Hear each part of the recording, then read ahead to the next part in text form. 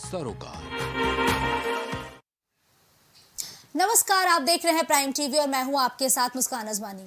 4 बजे की 4 बड़ी खबरों में आज हम सबसे पहले बात करेंगे खालिस्तानियों के कायरता पर भारत के एक्शन की। आज सुबह से ही देश के कई राज्यों में खालिस्तानी आतंकियों की कमर तोड़ने के लिए एनआईए की छापेमारी देखने को मिल रही है। चुनावी माहौल के बीच खालिस्तानियों की सक्रियता पर भी लगातार नजर रखी जा रही है। तो वहीं जितनी ज्यादा तपिश इस वक्त मौसम में है, उससे कहीं ज्यादा गर्मी राजनीति में हो चुकी है। जबकि इसी बीच भाजपा सांसद मेनका गांधी ने इस्कॉन मंदिर पर एक बड़ा आरोप लगाया और ये आरोप गायों की तस्करी का है, जिस पर इस्कॉन मंदिर की तरफ से भी पलटवार किया गया। और सियासत में तो किसी बात को मुद्दा बनाने में जरा देर नहीं लगती। ठीक कुछ ऐसा ही हुआ सपा सांसद के साथ ही आगरा में लड़ाकू सत्संगियों का वीडियो सामने आते ही तमाम सवाल उठने लगे हैं। तो बने रहिए हमारे साथ, क्योंकि अब खबरों पर चर्चा होगी विस्तार से।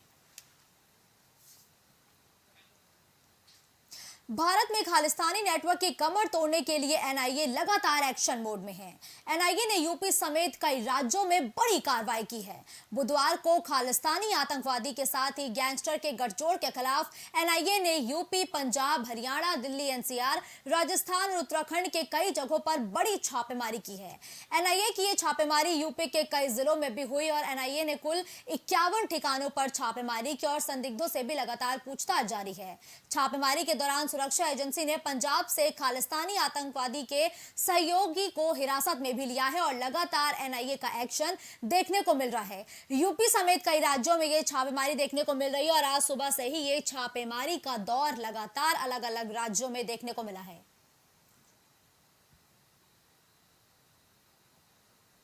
वहीं इस मामले पर एनआईए के सूत्रों ने कहा कि दूसरे देशों में स्थित खालिस्तानी और गैंगस्टर तत्व भारत में ड्रग्स और हथियारों के लिए हवाला चैनलों के माध्यम से ओवरग्राउंड वर्कर्स को फंडिंग कर रहे हैं। जांच एजेंसी को खालिस्तानी और गैंगस्टर गठजोड़ के बारे में इनपुट मिले हैं, जिसके बाद आज ये छापेमारी की कार्रवाई देखने को मिली है। यूपी, उत्तराखंड समेत पंजाब के भी कई जिलों में ये छापेमारी देखने को मिली है। इस दौरान कुल 51 स्थान ऐसे बताए गए हैं जहां सुबह से ही एनआईए का ताबड़तोड़ एक्शन देखने को मिल रहा है। ओवैस इस खबर पर ज्यादा जानकारी के लिए लाइव हमारे साथ जुड़ चुके हैं। ओवैस, देखिए, एनआईए की टीम लगातार सुबह से छापेमारी कर रही है। तकरीबन 51 ऐसे स्थान हैं जहां पर एनआईए की टीम ने छापेमारी की है। क्या कुछ बरामद किया गया है, इसको लेकर क्या अपडेट है? जी देखिए मुस्कान, बिल्कुल आपको बताना चाहूंगा कि लगातार एनआईए की छापेमारी लगातार जारी है। खालिस्तानी जो आतंकी संगठन है, इसको लेकर तमाम गतिविधियों को लेकर तलाश जारी थी, जिसको लेकर पंजाब, हरियाणा, दिल्ली के बाद उत्तर प्रदेश के जो राज्य हैं उनमें जो सुबह से ही एनआईए की छापेमारी जारी है। इसमें आपको मैं बता दूं कि लगातार एनआईए जो है इसको जो टेरर फंडिंग है, इसकी टेरर फंडिंग रोकने के लिए, ये गतिविधियों को इसकी रोकने के लिए ये छापेमारी जो है एनआईए लगातार कर रही है।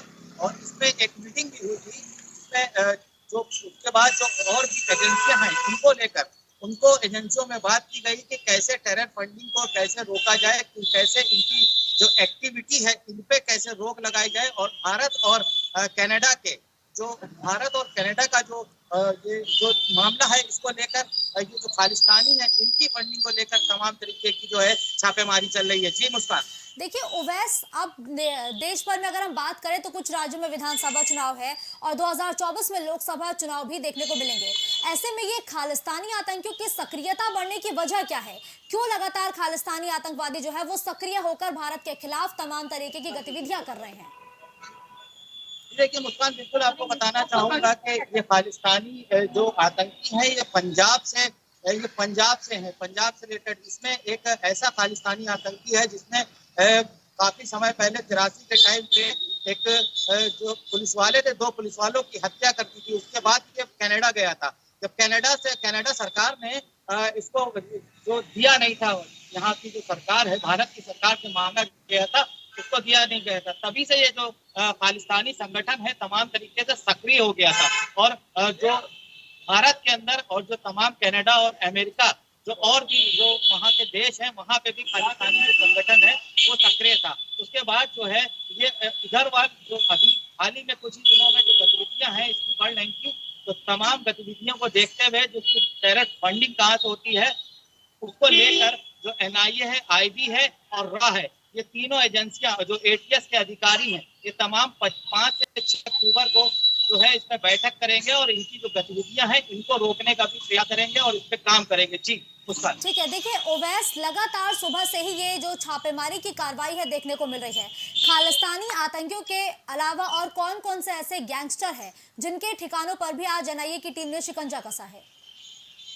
जी मुस्कान, देखिए बिल्कुल आपको बताना चाहूंगा कि खालिस्तानी जो आतंकी हैं, इनके अलावा जो गैंगस्टर हैं, जो जो यूपी के गैंगस्टर हैं, तमाम जो जो खालिस्तानी जो संगठन है उनसे जुड़े हुए जो गैंगस्टर हैं, उनको रोकने के लिए तमाम तरीके के लखीमपुर हो, पीलीभीत हो और जो अलीगढ़ हो और जो तमाम जो लखनऊ के आसपास के जो राज्य हैं, उनको रोकने के लिए जो एनआईए जो लगातार सुबह से छापेमारी कर रही है, जिसको लेकर आज से सक्रिय ये जो खालिस्तानी सक्रिय सदस्य हैं, इनकी तलाश की जा रही है। तलाश में आपको मैं मुस्कान बताना चाहूंगा कि इनकी संदिग्ध गतिविधियों को देखकर इनको तलाश की जा रही है, इनको पकड़ा जा रहा है कि उनसे पूछताछ भी की जा रही है कि किस तरीके से इनके पास टेरर फंडिंग आ रही है और कैसे इनकी एक्टिविटी बढ़ती जा रही है, ये एक बड़ा सवाल है। जी मुस्कान। ओवैस, अभी तक कितने लोगों की गिरफ्तारी की पुष्टि की जा चुकी है? इसको लेके क्या जानकारी है?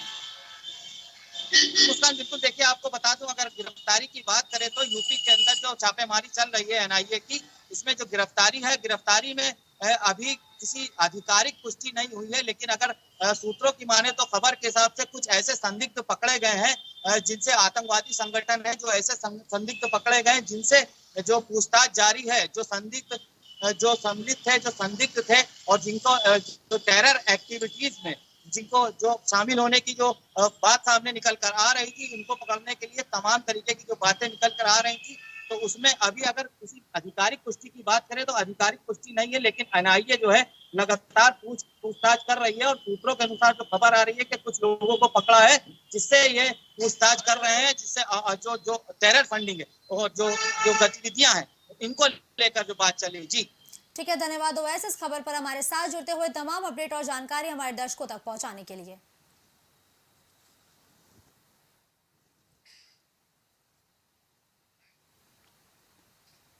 भाजपा सांसद मेनका गांधी ने इस्कॉन टेम्पल को लेकर एक बड़ा बयान दिया। उन्होंने इस्कॉन को देश का सबसे बड़ा धोखेबाज संगठन तक बता दिया। उन्होंने आरोप लगाया कि इस्कॉन अपनी गौशालाओं की गायों को कसाईयों को बेचता है। हालांकि इन आरोपों का इस्कॉन ने भी जवाब दिया। उसने आरोपों को निराधार और पूरी तरीके से झूठा करार दिया। संगठन के राष्ट्रीय प्रवक्ता सुधिष्ठिर गोविंद दास ने कहा कि इस्कॉन न केवल भारत में बल्कि विश्व स्तर पर गाय और बैल की रक्षा और देखभाल में सबसे आगे रहा है। लेकिन इस दौरान मेनका गांधी ने इस्कॉन टेम्पल पर आरोप लगाते हुए क्या कुछ कहा है, पहले वो आपको सुनाते हैं। सबसे बड़े जो यहाँ देश के धोखेबाज है वो है इस्कॉन। वो रखते हैं गौशाले और सरकार से दुनिया भर के उनको फायदा मिलता है गौशाले चलाने के लिए, बड़े बड़े जमीनें मिलते हैं, सब कुछ। मैं अभी उनके आनंदपुर गौशाला में गई, एक भी सूखी गाय नहीं, पूरे के पूरे डेयरीज हैं, एक भी बछड़ा नहीं है। इसका मतलब सब बेचे गए। ISKCON is selling all its cows to the butchers। जितना ये करते हैं और कोई नहीं करता। और ये वाले तो है जो सड़क पर जाकर के हरे राम हरे कृष्णा करते हैं, हाँ, और कहते हैं दूध दूध दूध दूध पर उनकी पूरी जीवन है। जितने उन्होंने कसाईयों को बेचा है शायद ही किसी और ने बेचा। तो अगर ये कर सकते हैं तो बाकियों का क्या होगा। पर ज्यादा जानकारी के लिए इस वक्त लाइव हमारे साथ जुड़ चुके हैं विभांशु। देखिए, मेनका गांधी ने इस्कॉन टेम्पल पर बड़े आरोप लगाए हैं। उन्होंने कहा है कि इस्कॉन टेम्पल गायों की गौकशी करने का सीधे सीधे तौर पर आरोप लगाए, लेकिन इन आरोपों का आधार क्या है? किस आधार पर मेनका गांधी ने इस्कॉन पर इतने बड़े आरोप लगाए?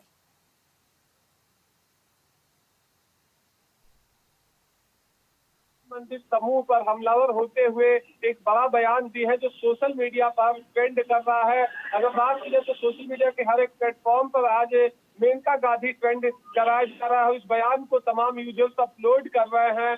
इसमें साफ तौर से आधार ये बताया जा रहा है कि मेनका गांधी बीते दिन कहीं ना कहीं देश के एक राज्य आंध्र प्रदेश गई थी, जहां इस्कॉन मंदिर के गौशाला में वो निरीक्षण करने पहुंची, जहां उनका आधार ये है कि वहां तमाम गायें दिखी मगर बछड़े नहीं दिखे। वहीं अगर बात की जाए तो उनकी तरफ से आरोप लगाया गया है कि इस्कॉन मंदिर कहीं ना कहीं देश के सरकारों से एक फंड लेता है, फंड के नाम पर जमीन लेता है, जमीन पर गौशालाओं को बनाता है और गायों को ले आता है। और इसमें साफ तौर से उनका कहना ये भी है कि उस इस्कॉन मंदिर के गौशाला में कहीं ना कहीं जो गायों की स्थिति थी वो बेहद नाजुक थी और उनके बच्चों के यानी कि बछड़ों के दिखने से ये साफ होता है कि इस्कॉन मंदिर बछड़ों को कहीं ना कहीं शेल्टर हाउस, स्लॉटर हाउस भेजता है। इसके बाद से अब सियासी घमासान तेज हो गया है, मगर भारतीय जनता पार्टी के प्रदेश उपाध्यक्ष कपिल मिश्रा खास तौर से इस्कॉन मंदिर के साथ कहीं ना कहीं अपने ट्वीट के माध्यम से खड़े होते हुए नजर आ रहे हैं। उनका कहना है कि इस्कॉन कहीं ना कहीं भारत की संस्कृति को,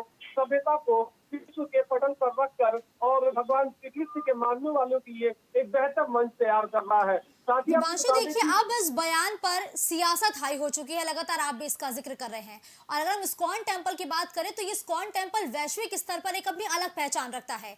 अब जो आरोप मेनका गांधी ने इस्कॉन टेम्पल पर लगाए हैं, इस्कॉन टेम्पल की तरफ से सफाई में क्या कुछ कहा गया है? बिल्कुल आपको बता दें कि इस्कॉन मंदिर के देश के सबसे बड़े प्रवक्ता युधिष्ठिर गोपाल दास की तरफ से कहा गया है कि इस्कॉन मंदिर तमाम गायों को, बैलों को लेता है जो कहीं ना कहीं मलिन स्थिति में रहते हैं, उनके स्वास्थ्य संबंधी जो तमाम दिक्कतें होती है उनको दूर करवाता है।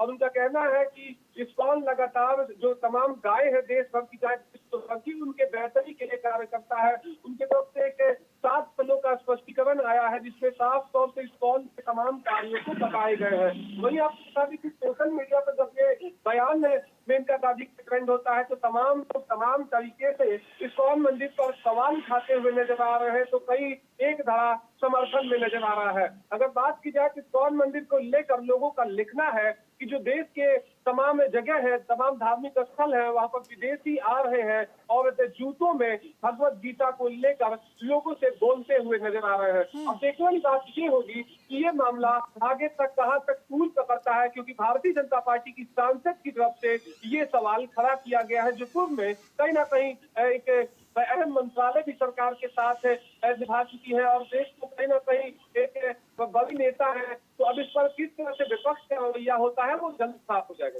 लेकिन देखिए विभांशु, विपक्ष से पहले ये जो आरोप मेनका गांधी ने इस्कॉन टेम्पल पर लगाए हैं, ये लोगों की आस्था का प्रतीक है। और आपने भी जिक्र किया कि ये वो मंदिर है जहां पर विदेशी पर्यटक भी आते हैं और यहाँ पर धूमधाम से हर एक त्योहार को भी मनाया जाता है। ऐसे में ये जो आरोप मेनका गांधी ने लगाए हैं, क्या इस पर जांच भी होगी? क्या इसको लेके क्या जानकारी है? जी बिल्कुल, अभी अगर बात की जाए तो बयान के सोशल मीडिया पर ट्रेंड होने के बाद से इस्कॉन मंदिर के राष्ट्रीय प्रवक्ता युधिष्ठिर गोपाल दास की तरफ से बयान दिया गया है। इस्कॉन के तमाम कार्यों आने वाले दिनों में निश्चित तौर से अभी मामला तूल पकड़ा है, तो इस पर कहीं ना कहीं जांच भी होगी अगर इसको मेनका गांधी के बयानों पर आधार बनाया जाता है। और देखने वाली बात ये होगी कि क्या जो मेनका गांधी ने आरोप लगाया है उस आरोप पर वो कायम रहती है या नहीं, क्योंकि वो पूर्व में महिला बाल विकास एवं पशु मंत्रालय उनके पास था, मंत्रालय उनके पास था। और अगर बात की जाए तो मेनका गांधी एक कहीं ना कहीं पशु प्रेमी के तौर पर देश पे अलग पहचान रखती है। अगर उनकी तरफ से सवाल किया गया तो निश्चित तौर पे इसकी जांच होनी चाहिए और जांच के बाद कहीं ना कहीं दूध का दूध और पानी का पानी होगा। जी विभांशु देखिए, अब तो नेताओं द्वारा जो भी बयान दिया जाएगा वो सीधा 24 से रिलेट करके देखा जाएगा। अगर हम बीते दिनों कुछ बयानों पर नजर डालें तो लगातार या तो सनातन या तो हिंदुओं के मुद्दे पर ही बयानबाजी देखने को मिल रही है। ऐसे में मेनका गांधी ने भी कहीं ना कहीं हिंदुओं के आस्था के बड़े प्रतीक वाले मंदिर इस्कॉन पर आरोप लगाए हैं। क्या इसको 2024 के चुनाव से इस बयान को जोड़कर देखा जाना सही है क्या? बिल्कुल, कहीं ना इस बयान को 2024 से जोड़ना कहीं ना कहीं एक गलत होगा, क्योंकि ये एक मंदिर जो कि इंटरनेशनल स्तर पर चलता है, जिससे तमाम विदेशी और साथ साथ देश के लोग इसके आस्था जुड़ी है। और इस सवाल पर अगर सवाल मेनका गांधी उठा रही है जो कि सत्ताधारी पार्टी की सांसद है, तो निश्चित तौर पर इसका जांच होना चाहिए, क्योंकि तमाम जगहों पर इस्कॉन टेम्पल को लेकर कई ऐसे आरोप लग चुके हैं। क्योंकि बात की जाए तो राजधानी लखनऊ के भी इस्कॉन टेम्पल की अगर स्थिति देखें तो 81,000 रुपए का गौ दान है। और आमतौर पर गाँव में देखा जाता है कि 6 से 7 हजार रुपए की देसी गाय खरीदकर लोग गौ दान करते हैं हिंदू आस्था के अनुसार। और इस्कॉन टेम्पल के अंदर में 81,000 रुपए का गौदान का, गौ सेवा का प्रावधान बनाया गया है। और इसको लेकर अगर बात की जाए तो इस्कॉन मंदिर में आमतौर पर जो एक होता है वो जाता है। आमतौर पर जो गरीब जो जो निचले स्तर पर अपने जीवन यापन करते हैं वो इन मंदिरों से तमाम अगर देखा जाए तो कहीं ना कहीं दूर है। अगर बिल्कुल बात की ठीक जाए है, तो धन्यवाद दिभांशु जिहादी इस खबर पर हमारे साथ जुड़ते हुए तमाम अपडेट और जानकारी हमारे दर्शकों तक पहुंचाने के लिए।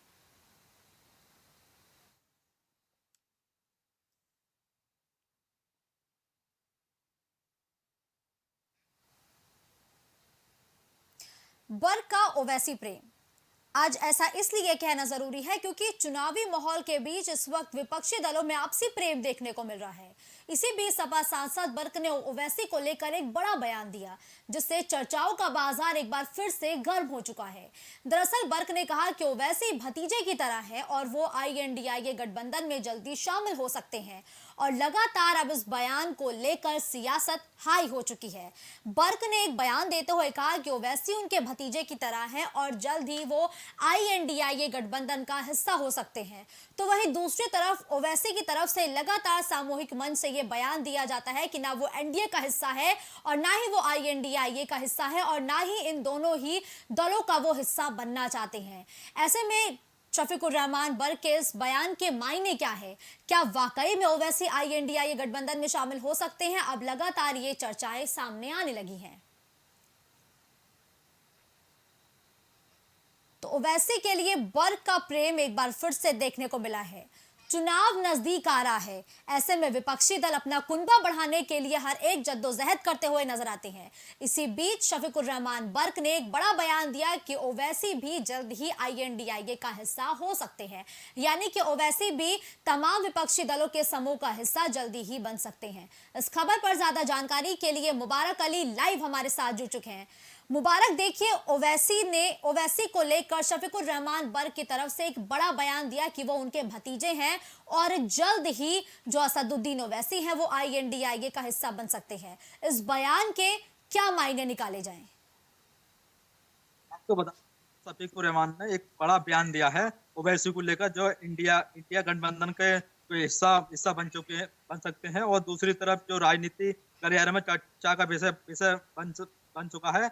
और देखने वाली बात की होगी 2024 के क्या मायने निकलते हैं और कौन कौन बाजी मारता है।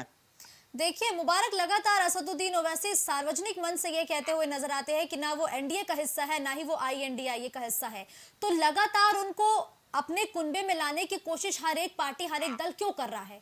ओवैसी के साथ आने से किसको फायदा होगा? आपको बता दूं, जो सियासी गलियारे में चर्चा का विषय बन चुका है और देखने वाली बात होगी या ओवैसी क्या इंडिया गठबंधन के हिस्सा बन सकते हैं या नहीं बन सकते, देखने वाली ये बात होगी। और दूसरी तरफ जो डॉक्टर शफीकुर बर्क ने जो बयान दिया था और उसको लेकर कोई कई मायने भी निकल के सामने आ सकते हैं। और दूसरी तरफ जो एक दिलचस्प एक मुकाबला देखा जाएगा सन 2024 का। धन्यवाद मुबारक इस खबर पर हमारे साथ जुड़ते हुए तमाम अपडेट और जानकारी हमारे दर्शकों तक पहुंचाने के लिए।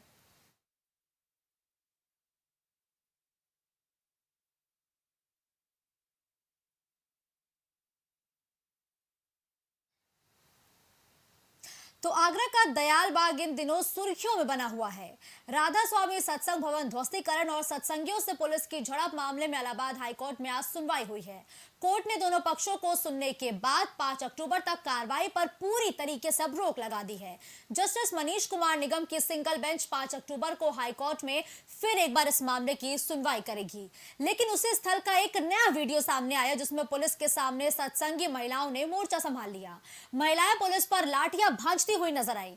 वर्दीधारियों को तारों पर धकियाती दूसरी वर्दी वाली औरतें इस वीडियो में नजर आई। हवा में लाठियां भांजती ये औरतें हैं, इनका दुस्साहस, इनकी भिड़ जाने की ताकत, किसी को ये महिला पुलिस बल तो किसी को अर्धसैनिक बलों की वीरांगनाएं लगती हैं। लठ भांजती और पुलिस वालों को खदेड़ती ये महिलाएं आखिर है कौन, ये सवाल बड़ा है।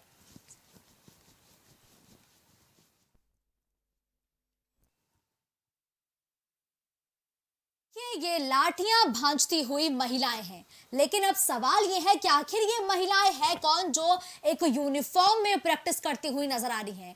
क्योंकि आगरा के सत्संग भवन के पास का जो वीडियो सामने आया उसका एक ये भी वीडियो है जहां पुलिस के सामने ये महिलाएं खड़ी हो गई, डटकर मुकाबला करती हुई नजर आई। उस दौरान लोगों को ये समझ नहीं आ रहा था कि आखिर ये महिलाएं हैं कौन, इन्होंने ये यूनिफॉर्म कैसे पहन रखी है और इनको ट्रेनिंग कौन देता है। तो ये उसी दौरान का वीडियो वायरल वायरल हुआ है, जिसमें ये महिला ब्रिगेड को लेकर अब लगातार चर्चाओं का बाजार गर्म हो चुका है कि आखिर ये महिला ब्रिगेड को ट्रेनिंग कौन देता है। ये महिला ब्रिगेड आखिर है कौन जो पुलिस के सामने डटकर खड़ी रही। किसी को ये वीरांगनाएं लगी तो किसी को ये अर्धसैनिक बल नजर आई। इस खबर पर ज्यादा जानकारी के लिए जीशान हमारे साथ लाइव जुड़ चुके हैं। जीशान, देखिए सत्संग सभा इस वक्त लगातार सुर्खियों में बनी हुई है। इलाहाबाद हाईकोर्ट की तरफ से अभी फिलहाल कहा गया है कि यथास्थिति यानी कि जो स्थिति है उसको यूं ही बरकरार रखा जाए, और क्या कुछ पहले हाईकोर्ट की तरफ से कहा गया है, इसको संक्षेप में बताइए जीशान। देखिए मुस्कान, बिल्कुल मैं आपको बता दूं, आगरा का दयालबाग इन दिनों सुर्खियों में बना हुआ है। अगर हम प्रदेश ही नहीं पूरे देश में ये मामला सुर्खियों में चल रहा है। वहीं इस पूरे मामले में अखिलेश यादव ने भी जो सत्संगी है उनका समर्थन किया था, जिसमें आज ताजनगरी आगरा में आगरा के किसानों ने मोर्चा खोला और अखिलेश यादव का विरोध भी जताया है जो उन्होंने। तो साफ तौर से कह सकते हैं ये मामला लगातार देश ही नहीं पूरे प्रदेश में सुर्खियों में बना हुआ है। वहीं एक के बाद एक वीडियो सोशल मीडिया पे सत्संगी सभा से वायरल हो रहा है।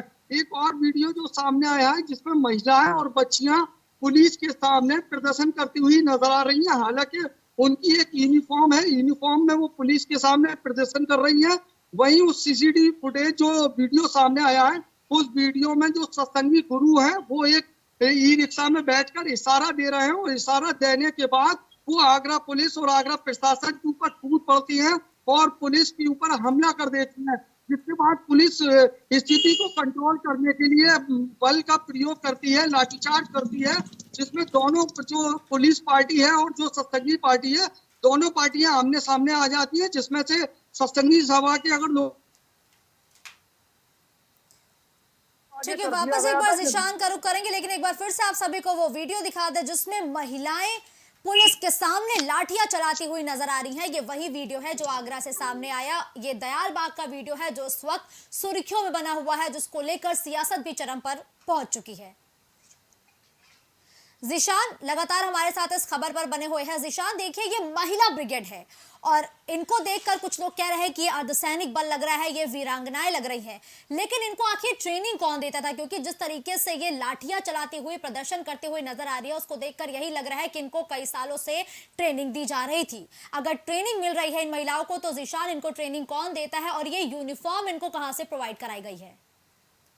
देखिए बिल्कुल मैं आपको सत्संगी मठ है और उसके जो गुरु हैं ये ट्रेनिंग उनके द्वारा दी जाती है। और जो वहाँ की जो सत्संगी सभा है वहाँ के प्रेसिडेंट है वो, अगर हम बात करें तो वो सेना के पूर्व आर्मी से भी रिटायर है। तो इस तरीके की ट्रेनिंग को वहीं से दी जाती है।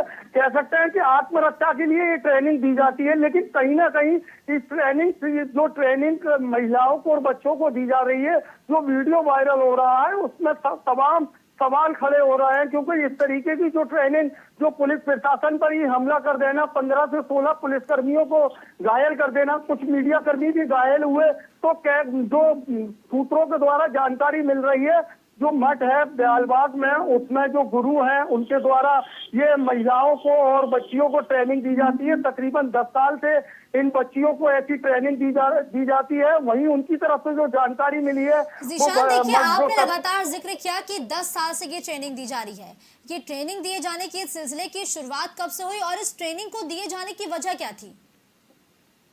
देखिए हमने इसमें जो सत्संगी सभा के मीडिया प्रभारी हैं SK नैयर, उनसे हमने इस पूरे मामले में बात की तो वो इस पूरे मामले में बात करने से बचते नजर आए। हमने उनको कॉल भी किया था लेकिन वो इस पूरे मामले में मतलब कुछ कहने से बचते हुए नजर आए। और जो खबरें जो सामने मिली है, हमने वहां जाकर ग्रामीणों से भी बात की थी, तो ग्रामीणों का भी साफ तौर से कहना है यहाँ पर इनका कब्जा रहता है और जो यहाँ पर बच्चियों को, महिलाओं को ये इस तरीके की घातक ट्रेनिंग देते हैं। इसी पर एक जो सत्संगी महिला है उसने भी इसमें अभी 2 दिन पूर्व एक बड़ा खुलासा किया था। सत्संगी महिला ने जिला मुख्यालय पर पहुंचकर DCP सिटी से मदद की गुहार लगाई थी और उसने साफ तौर से कहा था कि महिलाओं और बच्चों को यहाँ पर घातक ट्रेनिंग दी जाती है और जो सत्संगियों के खिलाफ जाता है उनकी हत्याएं भी कर दी जाती हैं। हत्या करने के बाद जो वहीं दयालबाग में जो घाट है उसमें दफन कर दिया जाता है। इस तरीके के खुलासे भी सत्संगी महिला ने ही किए थे। उसने अपनी जान का खतरा भी बताया था, डीसीपी ऑफिस से गुहार भी लगाई थी। तो कई एक के बाद एक जो वीडियो सामने आ रहा है, तो बड़े चौंकाने वाले वीडियो हैं। तमाम जो वीडियो हैं जो सत्संगियों के ऊपर सवालिया निशान खड़े कर रहे हैं। जी बिल्कुल जीशान, हर एक नए दिन के साथ एक नए वीडियो और नए बयान तमाम दयालबाग केस से सामने आ रहे हैं और बयान भी सुनने को मिल रहे हैं। देखिए जीशान, हाईकोर्ट की तरफ से ये कहा गया है कि 5 अक्टूबर तक यथास्थिति बरकरार रखी जाए, यानी कि जो स्थिति है उसको ठीक वैसा ही रखा जाए। लेकिन अगर हम स्थिति की बात करें जीशान, तो वहाँ की स्थिति कैसी नजर आ रही है? क्या कुछ स्थिति आप वहाँ देख पा रहे हैं? देखिए, बिल्कुल मैं आपको बता दूं, सोमवार को जो सत्संगी सभा के लोग थे वो हाई कोर्ट में पहुंचे। उन्होंने एक याचिका दाखिल की थी और उन्होंने 1935 से लेकर 2012 तक का जो दस्तावेज थे उन्होंने वो याचिका में दाखिल किए थे। याचिका उन्होंने हाई कोर्ट में दाखिल की। उसके बाद हाई कोर्ट ने आज यानी 27 सितंबर को उसमें सुनवाई हुई और उसमें सुनवाई में हाई कोर्ट ने 5 अक्टूबर की डेट दी है। 5 अक्टूबर आज जो सुनवाई में जिला प्रशासन की तरफ से भी और सत्संगी सभा की तरफ से भी दोनों ही लोगों को सुना गया। सुनने के बाद इसमें 5 अक्टूबर की डेट दी गई है। जी ठीक है, धन्यवाद जीशान इस खबर पर हमारे साथ जुड़ते हुए तमाम जानकारी हमारे दर्शकों तक पहुंचाने के लिए।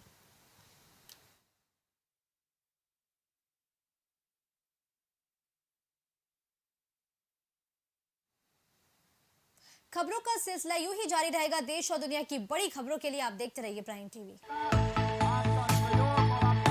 कुछ भाव पुष्प। आप देख रहे हैं प्राइम टीवी, सच साहस सरोकार।